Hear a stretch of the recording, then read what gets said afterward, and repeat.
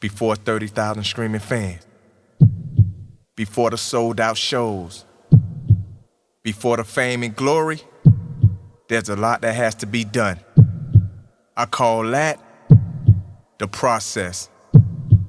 Ladies and gentlemen, I am QD.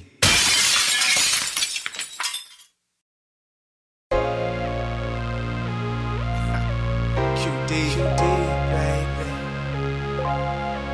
Hey, Stone.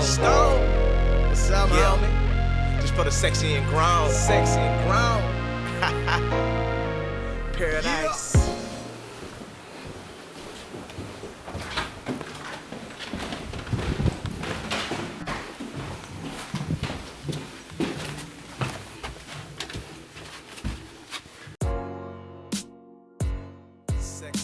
Well, as for me, my music career started back in 2001. It was 4 of us. We formed a group called Custom Made. It was me, my cousin, and 2 brothers. Scorp Man and Solo, along with Kudahan and myself. And from there, we started a group, and we went from about 2001 to about 2006 with it. So that's how my music career started, with a group called Custom Made.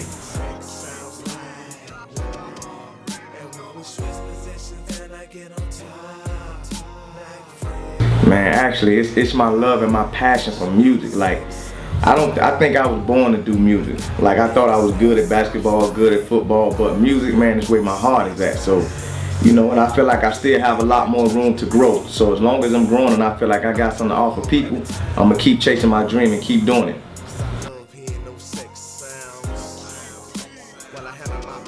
Man, the way it make people feel, I make that good, feel-good music, the music that make you dance, that love music, that pain music, that real music. I am who I am, so I just love the reaction that I get from the people and the fan base of the type of music that I make. Actually, man, the good thing about it is I have 100% creative control over my music. The good thing about it is I get support from my team, but they allow me to be me. And they support me in what I do. They believe in my vision, so, I just spread my wings and fly, man.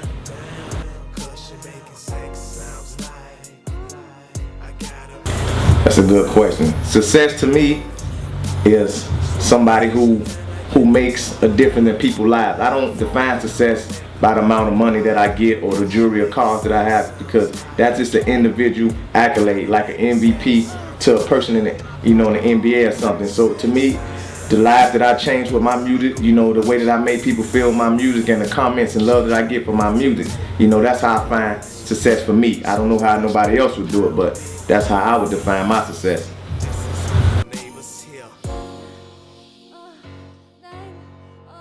Man, it helped me tremendously. 2 ways. First off, the business side, Cap have taught me a lot. He have gave me a lot of insight on what's going on in the game.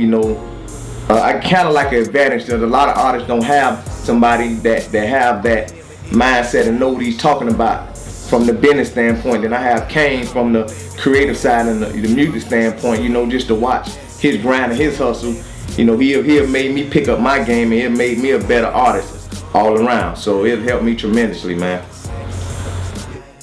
So tell me what your wish is, so I can write it down, baby. Everybody talking to me. Scared. I can tell by your body language that you want it tonight. I can tell by your body language that you're trying to make a baby tonight. I can tell by your body language, and you ain't even say a word. What your body doing the talking for you, and it's talking to me.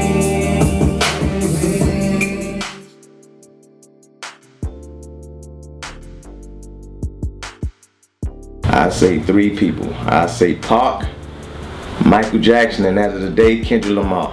Tupac, man, because I looked up to Tupac coming up, man. I liked the direction he was going with most of his music, and he had a lot of positive in his music. Michael Jackson, because that's just the man. I always tried to moonwalk and be like Mike. And Kendrick Lamar, I like his positive vibe and his message and his music, man, is very positive towards the people. And I feel like some of his music reflects some of my music. So those are 3 artists that I would say, you know, for me, that I would do a song with today, dead or alive.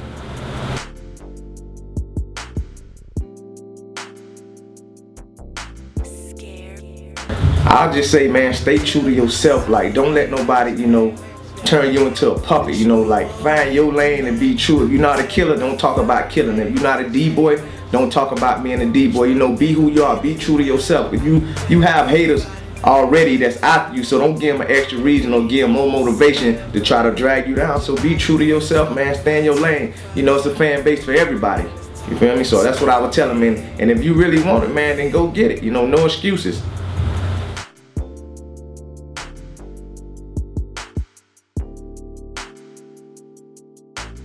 Whereas for me, honestly, I'm connected with my fans probably more than the average artist is. Like, I talk to my fans a lot, and through me talking to my fans, I get a lot of input from them, and through their life stories and just things I've been through in my life, it helps me out, and I create music not only for me personally, what I'm going through, but a lot of my fans, what they going through. So when you hear some of these songs, it's because, you know, I talk to people, and then, you know, they let me know this is what they're going through in their life, and I decide to talk about it in the song.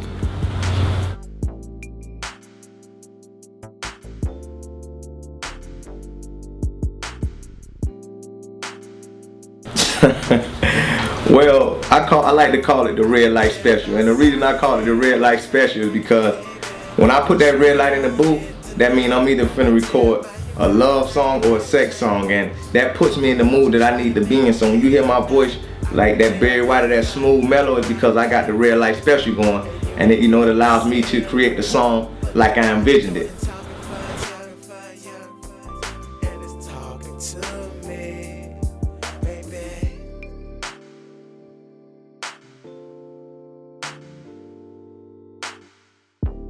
Okay, my last project was Mental Foreplay. It did pretty well. You know, I felt like it could have did better, but you know, I felt like I did some things wrong that stopped it from doing better, but it's a learning lesson. I'm currently working on new music. I'm just in the studio grinding. Like, I don't really have a timetable for an album, but I can tell you, like, you can expect new music like in a week or two, and I'm just gonna start finding them, and I'm just gonna see what the fans want and what they gravitate to, and then from there I can go back in and, you know, and record an album. But right now I'm just gonna give them a bunch of singles and a bunch of songs that I feel like I need to put out right now, and from there we'll take it from there. So very soon, I won't keep y'all waiting too much longer.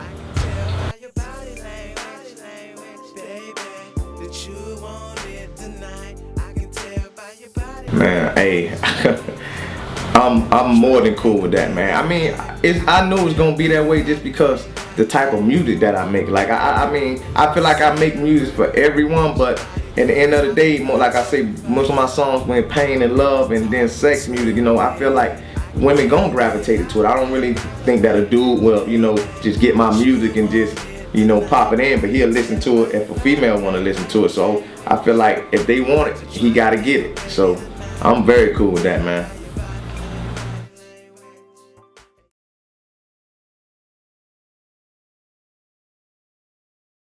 Man, I definitely could do that. I got a song that I just finished working on about an hour ago before you got here. It's called Time. It's kind of a personal record to me because I'm going through this situation now where you can give a woman damn near everything in the world, but if you don't give her your time, she's still unhappy. So, you know, lesson learned to my fans, man, and all the fellas, man. They don't want jewelry and all this stuff all the time, and cars and clothes. Sometimes they just want you your time. So I'm gonna leave y'all with this record. It's called Time. You know, y'all tell me what y'all think about it. I'm gonna play it for you.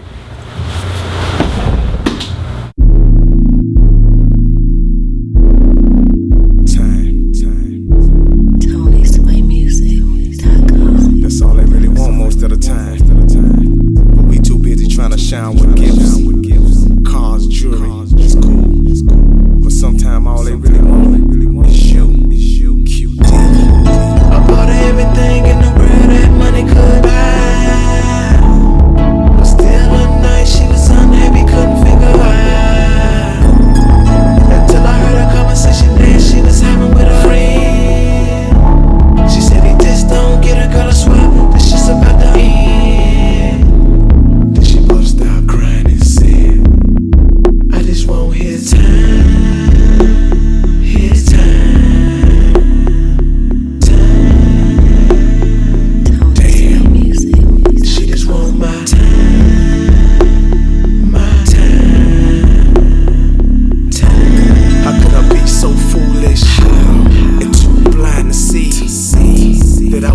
her everything.